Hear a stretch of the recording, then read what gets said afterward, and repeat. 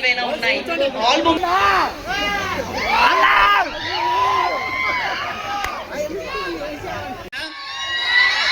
Super. ఈ stage దగ్గర ఎప్పుడు కలిసినా సరే మనకు బాగా కలిసి వచ్చింది.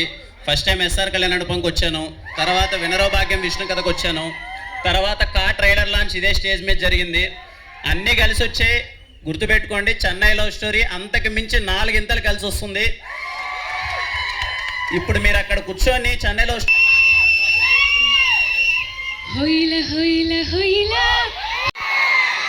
విజయవాడ అందరూ ఎలా ఉన్నారు?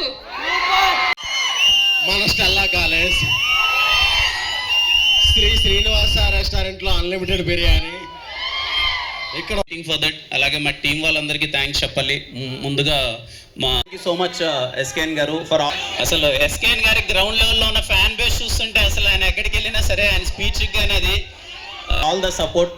ఎంత ఉత్సాహంగా ఉంటారంటే ఆయన అసలు దేనికి వెనకాడట్లే.